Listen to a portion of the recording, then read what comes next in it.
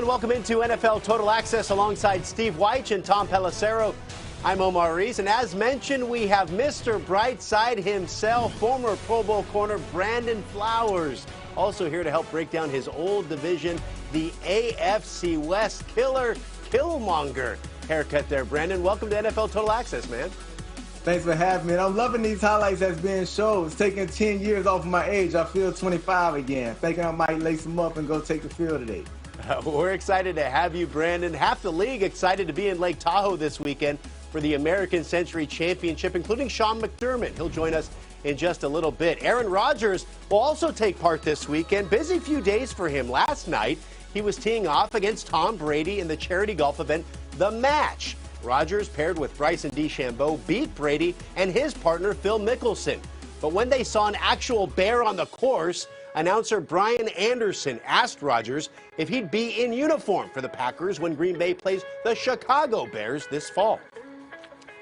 October 17th, Packers-Bears. Any idea who's going to be there? Anybody who's going to be quarterbacking in the number 12 jersey? Yeah, I don't know, BA. Let's see. How about, won't we? How about September 12th then? Will you go for that one? What's that one? That would be the opener against the Saints. Oh. All Cheesers rejoice. Yeah, I don't know, BA. We'll see. Okay. I know you're a Milwaukee guy.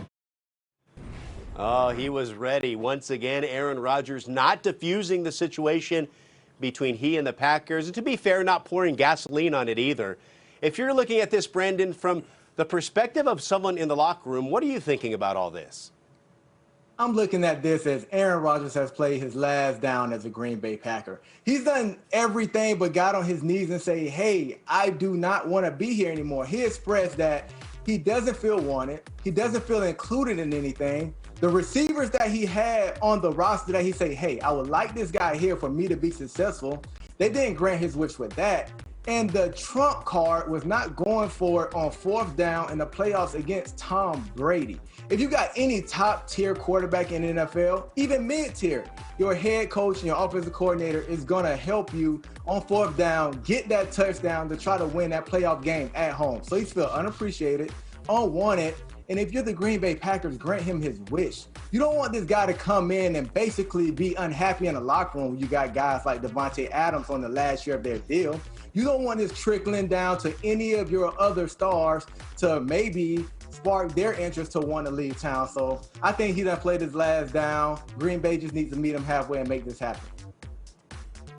Yeah, Brandon, I don't think they're going to trade him. I think it's he either plays in Green Bay or he's not playing this year. But I got to tell you, for most of the summer, in spring, I felt the same way you did. But what caught my attention is earlier this week when Aaron Rodgers was talking about his mental health, and he's starting to think about the things that make him happy. And see, I didn't take it as if he's at peace yet or he's going to step away from football to get to peace.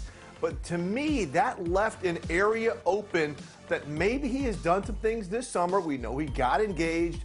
We know he's been in the tropics and playing golf and things like that have made him prioritize the things in his life and come to some type of mental peace as to where playing football is something maybe he'll do again. He'll let certain things go to play for his teammates. So I'm kind of hung up in the middle, Tom, as to what's going to happen.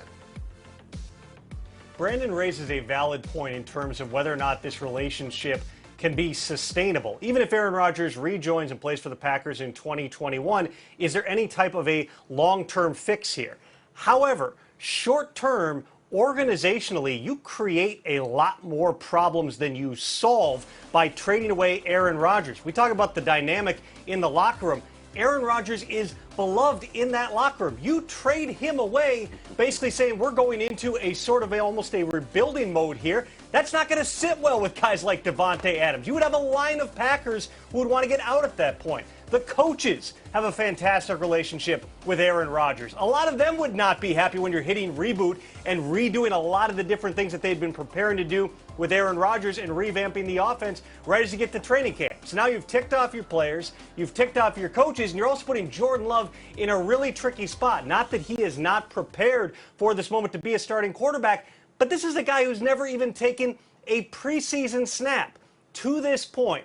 the Packers have tried to do everything that they can to allow Aaron Rodgers to make his own decision and come back as painlessly as possible. They've offered him a contract. They've been open to make other adjustments to make him feel better about the situation. It comes down to, as it has for months now, how far Aaron Rodgers wants to push this. Does he show up on July 27th? Does he become a holdout? Does he announce his retirement? There's still a lot of different levers that he can pull, and you're talking about a very calculated individual who definitely has a plan, even if he's not going to share that during a celebrity golf match. Brandon, you alluded to that fourth down decision in the NFC Championship game. Aaron Rodgers, one of the most accomplished players, most dominant quarterbacks of his generation. Tom Brady not letting him forget about that during that match. He kept ribbing him yesterday in that golf matchup as well as the lead up to it. So interesting. There's a few people in the world that can talk about Aaron Rodgers like that. Tom Brady certainly one of them. One of the teams mentioned as a possible trade destination, if the Packers were willing, would be the Denver Broncos. Of course, their division has been dominated by the Chiefs in recent years. Everyone's trying to keep up with Mahomes. Back-to-back Super Bowl appearances, they've hoisted the Lombardi, but their most recent trip, that stinging loss to Tampa. Kansas City trying to match the Patriots, Bills, and Dolphins as the only teams to reach at least 3 straight Super Bowls. The Chiefs drafted you into the league back in 2008. Brandon, how do they get back to the Super Bowl and win it again? They're definitely getting back this year. You know, when you have Patrick Mahomes under center, you have Travis Kelce on the offense side of the ball, along with Tyreek Hill, they're going to get back. I don't think it's an AFC team that's suited to beat them in the playoffs. Regular season, yes, you might can get them, but in the playoffs, Patrick Mahomes and Andy Reid is tough. But for them to hold up that Lombardi trophy, they will just have to keep Patrick Mahomes upright. When you give Patrick Mahomes time, he can make magic happen in the pocket or even outside the pocket. Just in the Super Bowl, if it was a head-to-head game with Kansas City having all their offensive line pieces on the offensive side of the ball, it would have been a totally different game. We can kind of get blindsided and forget how great this offense was because of what the Super Bowl left in our mouth and that sour taste it left in our mouths about the Chiefs. But let's not get it twisted. This is a great Kansas City Chiefs team that will get back to the Super Bowl. And if they can protect Patrick Mahomes, they will hold up that trophy this year. The Ravens, Bills, Titans among the teams in the AFC trying to prevent the Chiefs from getting that third straight. Your other former team, the Chargers, in the division, are a lot of people's dark horse team this year, a surprising team that might make a lot of noise with Justin Herbert there in year 2. Are you one of those people? I was one of these people for the past few years, and the Chargers let me down so many times. So I can't go with the Chargers being a contender this year just because they have a couple moving pieces. Brandon Staley is he's going to be a great head coach for the Los Angeles Chargers, but he's bringing a 3-4 system back to a system where Gus Bradley just left and they ran a 4-3. So Tom Telesco have to revamp this roster to put the right pieces, in place to be successful. This year will be a fill-out year to see if these guys can fit this Brandon Staley system, but it's going to take them a year or two to get on the right page defensively. And on the offense side of the ball, Justin Herbert, he has Mr. Lombardi being his offensive coordinator this year. This isn't the same offensive coordinator from last year, so we'll see if he has some growing pains or would the offense be catered to what he loves. So we just have to sit back and see how the Los Angeles Chargers will just lay it all out for their playmakers. And the other two teams in the division, the Raiders and Broncos, both with huge questions coming into the year. The Raiders need that defense to come together quickly. The Broncos need better play at quarterback with either Teddy Bridgewater or Drew Lock. Which of those two scenarios is more likely to happen, you think? I'm leaning towards the Las Vegas Raiders here. More because the stability at quarterback. Derek Carr and John Gruden. I mean, these guys have got better year after year. They're getting comfortable. They know what each other likes. You know, Carr isn't taking what Gruden says to him personal now. The Achilles heel for this Raiders team is going to be their defense, and that's why they brought in Gus Bradley. Gus Bradley knew he needed to get some turnovers for his offense, so they brought in a veteran like Casey Hayward.